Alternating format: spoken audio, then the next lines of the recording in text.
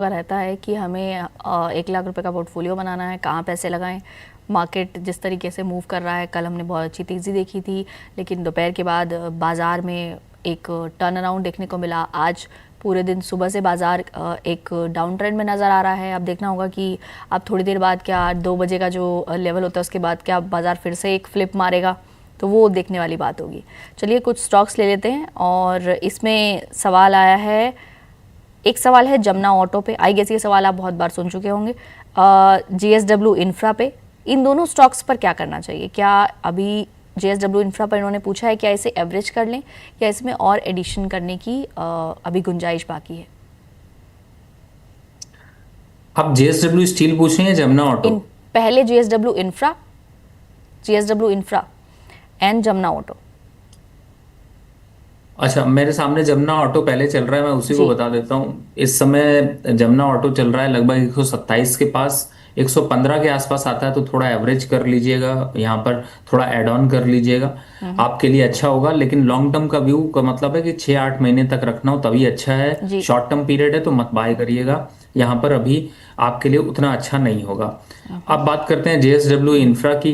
देखिए इस समय JSW इंफ्रा पे अगर आप देखें तो सबसे बड़ी बात है मोनी जी कि मुझे कोई भी इंफ्रा स्टॉक ना उतना कुछ अग्रेशन नहीं दे रहा है। अगर मैं किसी की तरफ देखता हूं तो JSW इंफ्रा भी इन लेवल से मुझे 250 रुपए दिखता है, तो मैं बाय नहीं करना चाहूंगा। और पहली बात है, मैं इस स्टॉक को कंसिडर ही नहीं करना चाहता अभी के मोमेंटम में। आपको मैं बताऊं, इंफ्रास्ट्रक्चर का ये स्टॉक सितंबर 2025 में 350 रुपए था।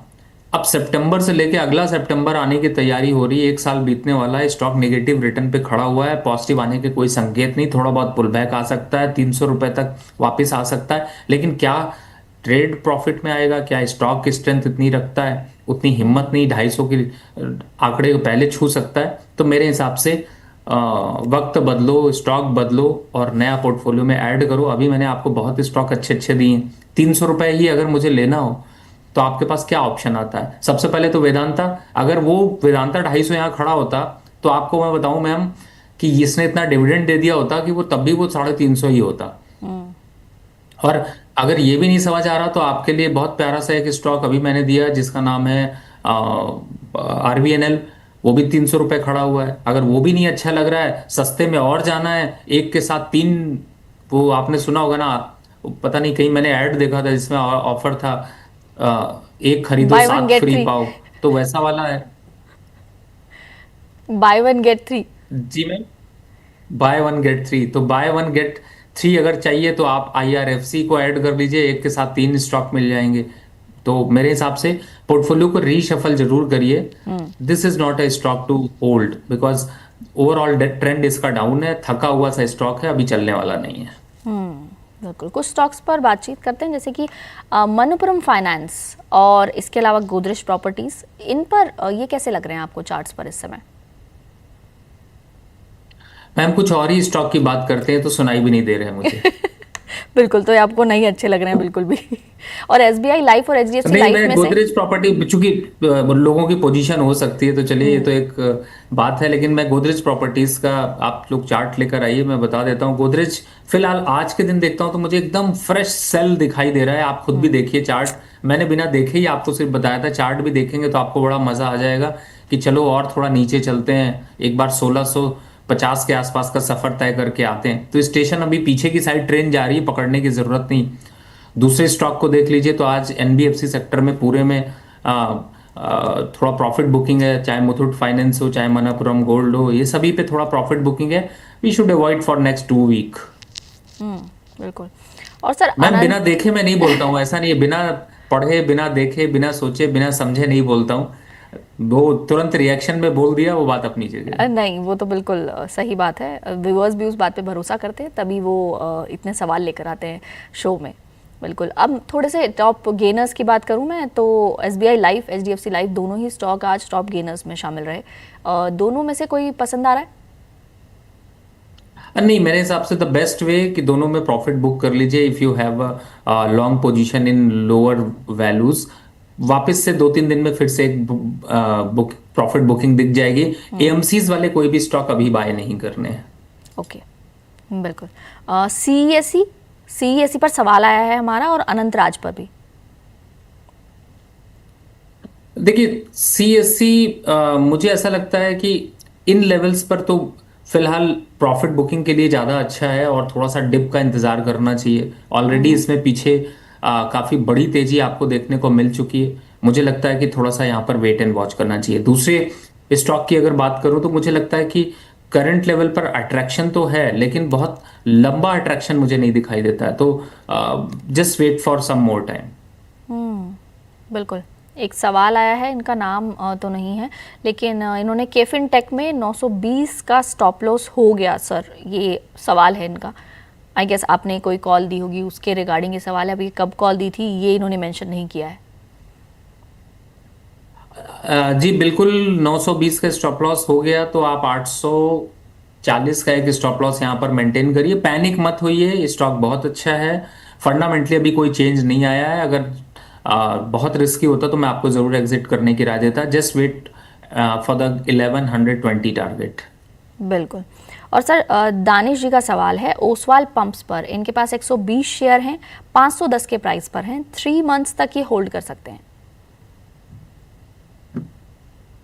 देखिए ओसवाल पंप अगर आप होल्ड करना चाहते हैं तो आप 370 का एक स्टॉप लॉस डाल के होल्ड कर लीजिए, कोई पैनिक नहीं है। वापस 520 टू 560 आता है तो फिर एक बार पूछ लीजिएगा। और सर येस बैंक पर क्या व्यू है आपका? ये भी स्टॉक बड़ा फेवरेट है लोगों का, येस बैंक, जेपी पावर।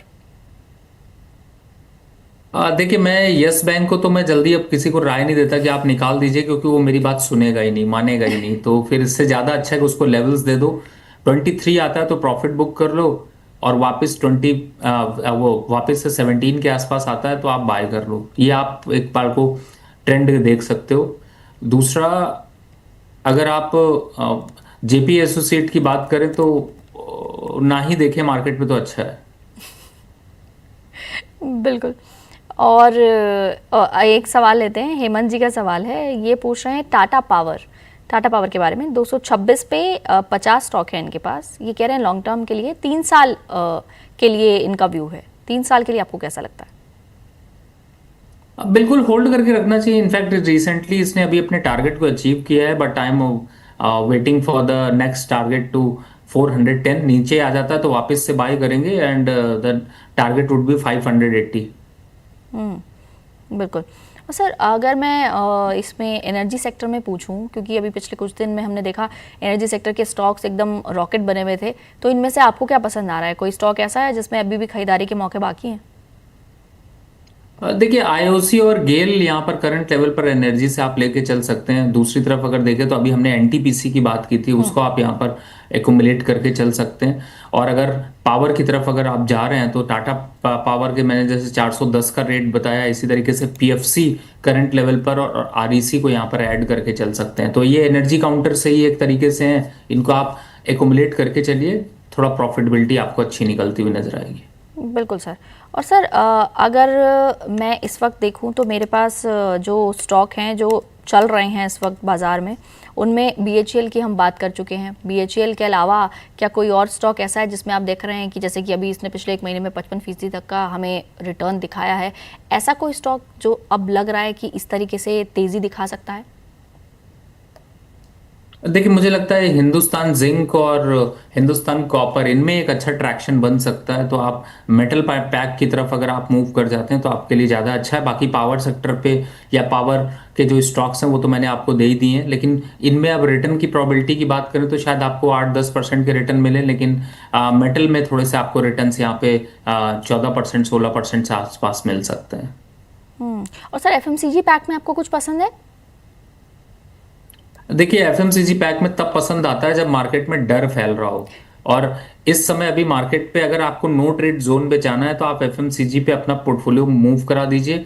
और कोई ट्रेड नहीं लेना है, कुछ दिन स्टॉक मार्केट से छुट्टियां लेके गर्मियों की छुट्टियों पे जाना है, लेकिन होटल स्टॉक बाय करके मत जाइए क्योंकि वो आपको प्रॉफिट नहीं देगा।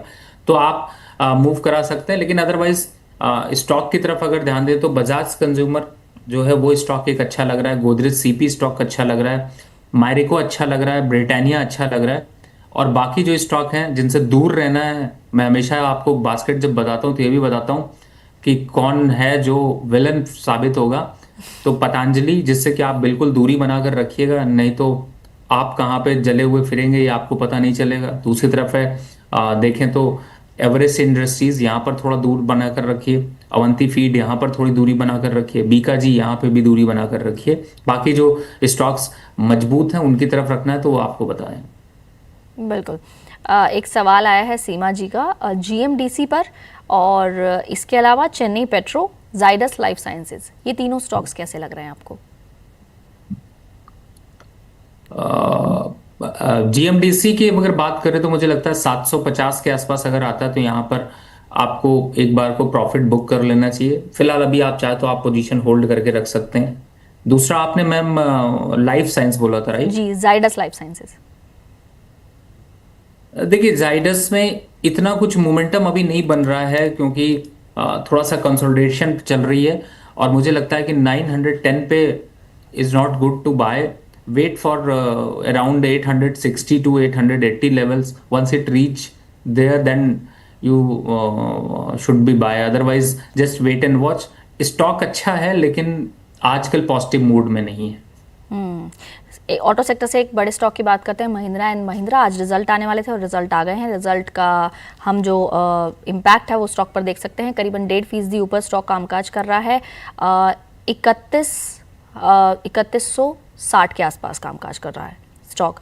Q4 नेट प्रॉफिट सर्ज हुआ है 53%, और रेवेन्यू में भी 26% की अपसाइड देखने को मिली है वाई ऑन वाई बेसिस पर। और इसी को देखते हुए महिंद्रा एंड महिंद्रा का जो स्टॉक है उसमें हम सर्ज देख रहे हैं। सर, इस स्टॉक पे क्या कहना है आपका?